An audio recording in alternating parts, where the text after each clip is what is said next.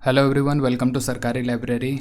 आज है 1 अप्रैल 2022 और इस वीडियो में हम आज के करंट अफेयर को डिस्कस करेंगे। तो चलिए शुरू करते हैं।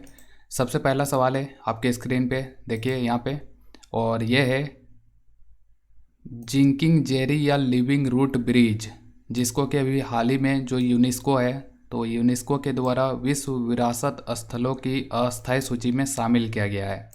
तो यूनेस्को के द्वारा जो ये जिंकिंग जेरी या लिविंग रूट ब्रिज है, तो इसको अस्थायी सूची में शामिल किया गया है। तो आपको बताना है कि ये ब्रिज किस राज्य में स्थित है। तो ये ब्रिज कौन सा राज्य में स्थित है, तो ये स्थित है मेघालय में। तो मेघालय इसका राइट आंसर है।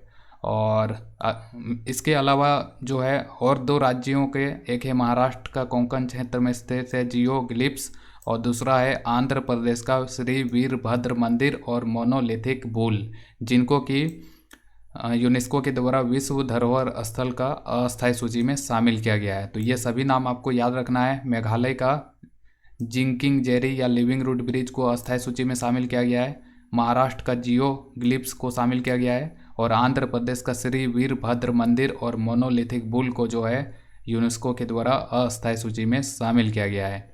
अब यहाँ पे यूनेस्को की अगर हम बात करें तो इसका हेडक्वार्टर किस देश में है, तो फ्रांस के पेरिस में स्थित है इसका हेडक्वार्टर। इसका स्थापना हुआ था 1945 ईस्वी में, और इसके अभी जो डीजी हैं यानी कि डायरेक्टर जनरल, तो वो कौन है, तो वो है आंद्रे एजोले। और ये आंद्रे एजोले किस देश के हैं, तो ये फ्रांस देश के हैं।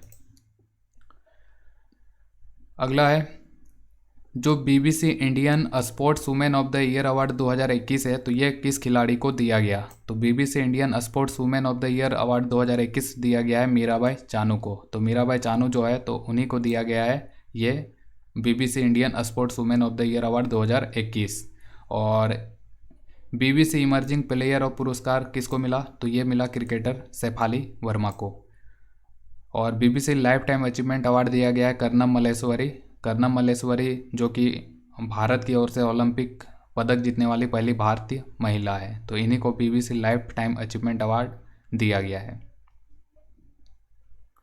अगला सवाल है अभी हाल ही में जो भीम बहादुर गुरुंग है, तो इनका निधन हो गया। तो आपको बताना है कि वो उनका संबंध किस क्षेत्र से है, किस क्षेत्र से संबंधित है। तो ये जो है सिक्किम के तीसरे मुख्यमंत्री थे, यानी कि ये राजनेता थे, और अभी इनका निधन हो गया। ये कब से कब तक सिक्किम के मुख्यमंत्री थे, तो ये 11 मई से 24 मई 1984 तक, बहुत ही कम समय के लिए जो है ये सिक्किम के तीसरे मुख्यमंत्री के रूप में इन्होंने पद ग्रहण किया था। तो भीम बहादुर गुरुंग सिक्किम के पूर्व मुख्यमंत्री जिनका कि निधन हो गया है।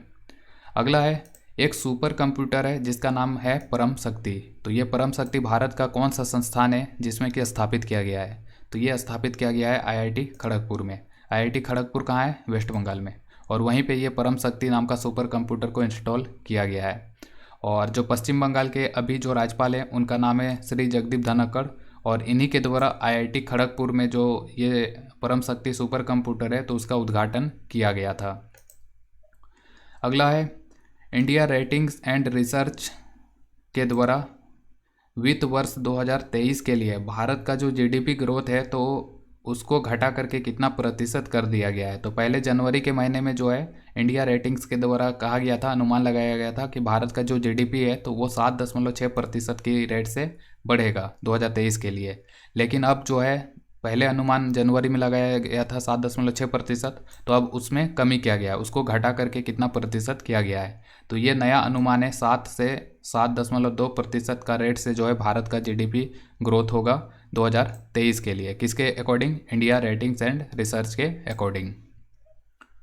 अगला है अभी हाल ही में आरबीआई के आंकड़ों के अनुसार दिसंबर 2021 तक भारत के वाणिज्यिक बैंकों और वित्तीय संस्थानों में सबसे ज़्यादा राशि की धोखाधड़ी जो है तो किस बैंक में हुआ है। तो ये कौन सा बैंक है जहाँ पे सबसे ज़्यादा जो है वित्तीय धोखाधड़ी का मामला पाया गया है आरबीआई के द्वारा, तो ये पाया गया है पंजाब नेशनल बैंक में। कितना राशि का, 4,820 करोड़ रुपया का जो है ये वित्तीय धोखाधड़ी का केस पाया गया है पंजाब नेशनल बैंक में। और इसमें सबसे ज़्यादा राशि है अभी तक मतलब सरकारी बैंकों में, ठीक है। तो सरकारी बैंकों में सबसे ज़्यादा वित्तीय धोखाधड़ी का जो मामला है रुपया के मामले में, तो वो पंजाब नेशनल बैंक का है। और वहीं पे अगर संख्या की बात करें तो 13 धोखाधड़ी के साथ पहले नंबर पे बैंक ऑफ इंडिया। तो अगर धोखाधड़ी की संख्या की बात करें तो वो हो जाएगा पहले नंबर पे बैंक ऑफ इंडिया, और अगर हम राशि के दृष्टि से धोखाधड़ी देखें तो वो हो जाएगा पंजाब नेशनल बैंक। अगला है अभी हाल ही में जो बीम स्टैक है, तो बीम स्टैक शिखर सम्मेलन 2022 का आयोजन किया गया। तो बताना है कि इसका विषय क्या था, और ये जो 2022 बीम स्टैक शिखर सम्मेलन है तो ये कहाँ संपन्न हुआ था। तो सबसे पहले हम विषय देख लेते हैं। तो इसका विषय रखा गया है बीम स्टैक शिखर सम्मेलन 2022 का जो विषय था तो ये था towards a resilient region prosperous economies healthy people. और कहाँ पे संपन्न हुआ, तो ये बीम स्टैक 2022 का जो शिखर सम्मेलन है तो ये 5वां शिखर सम्मेलन है, और ये आयोजित किया गया था कोलंबो श्रीलंका में। तो वही इसका अध्यक्ष था बीम स्टैक 2022 शिखर सम्मेलन का। तो यहाँ से देख सकते हैं कि बीम स्टैक शिखर सम्मेलन 2022 की जो मेजबानी है तो श्रीलंका सरकार के द्वारा किया गया था, और विषय हमने देख ही लिया। और यहाँ पे बीम स्टैक है क्या, तो बीम स्टैक का पूरा नाम है Bay of Bengal initiative for multi sectoral technical and economic cooperation, और इसकी स्थापना 1997 में हुआ था। और इसका जो हेडक्वार्टर है कहाँ पे है, बांग्लादेश के ढाका में है इसका हेडक्वार्टर है बीम स्टैक का। अगला है एक समुद्री अभ्यास है जिसका नाम है आयोन्स समुद्री अभ्यास 2022। इसको शॉर्ट में आईमैक्स 2022 कहा गया है, और इस साल 2022 में इसका पहला संस्करण 26 से 30 मार्च 2022 तक हुआ था। तो बताना है कि ये जो पहला संस्करण आईमैक्स 2022 का है तो ये किस स्थान पे किया गया, तो ये 2 जगह पे किया गया था, गोवा और अरब सागर में। यहाँ पे देख सकते हैं अगर हार्बन चरण का बात करें तो ये गोवा के जो मार्मा गोवा बंदरगाह है तो वहीं पे हुआ था, और सागर चरण अभ्यास का जो है तो ये हुआ था अरब सागर में। तो ये दोनों याद रखना है, गोवा और अरब सागर में जो है आईमैक्स 2022 का पहला संस्करण आयोजित किया गया था। अगला है दुनिया भर में international transgender day of visibility प्रतिवर्ष कब मनाया जाता है, तो ये मनाया जाता है 31 मार्च को। और पहला जो अंतर्राष्ट्रीय ट्रांसजेंडर दिवस है तो ये 2009 में मनाया गया था, 31 मार्च 2009 को। अगला है मिगुएल वैन डैम का अभी हाल ही में निधन हो गया, तो वो किस खेल से संबंधित है। तो इस टाइप के सवाल जो है वनडे एग्जाम में खूब पूछा जाता है, खास करके रेलवे के एग्जाम में। तो याद रखिए कि अभी जो ये व्यक्ति है मिगुएल वैन डैम, तो ये फुटबॉलर थे, कौन से देश के, बेल्जियम के। तो दोनों याद रखना है कि सबसे पहले ये संबंधित है फुटबॉल खेल से, और कौन से देश के खिलाड़ी थे, बेल्जियम के, इन्हीं का भी निधन हो गया है। तो यहाँ से लास्ट नाम भी याद रख सकते हैं डैम, जो कि डैम जो है तो फुटबॉलर थे बेल्जियम के, निधन हो गया है। अगला है विश्व बैकअप दिवस यानी कि वर्ल्ड बैकअप डे कब मनाया जाता है, तो ये भी 31 मार्च को मनाया जाता है। अगला है अंतर्राष्ट्रीय ड्रग जांच दिवस यानी कि international day of drug checking, तो ये भी 31 मार्च को मनाया जाता है। और जितने भी ये एक मंथ में जितने भी दिन होते हैं, जितने भी इंटरनेशनल डे वगैरह, तो ये सारा चीज़ आप हमारा वेबसाइट से पढ़ सकते हैं, वहाँ पे अपडेट आपको मिल जाएगा। जनवरी का पूरा जो इंटरनेशनल डे है या नेशनल डे है तो वो सभी मिल जाएगा, इसी तरह मार्च का भी मिल जाएगा, ठीक है। तो पूरा वहाँ पे जाके पढ़ सकते हैं।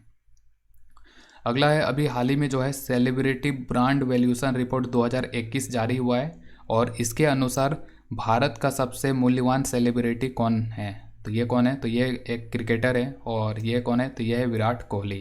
तो विराट कोहली जो है तो ये भारत के सबसे मूल्यवान सेलिब्रिटी है इस सेलिब्रिटी ब्रांड वैल्यूएशन रिपोर्ट 2021 के अकॉर्डिंग। और दूसरे नंबर पे जो है तो वो कौन है, तो वो रणवीर सिंह है, ठीक है। रणवीर सिंह जो एक्टर है तो वो दूसरे नंबर पे हैं, और पहले नंबर पे जो है विराट कोहली है।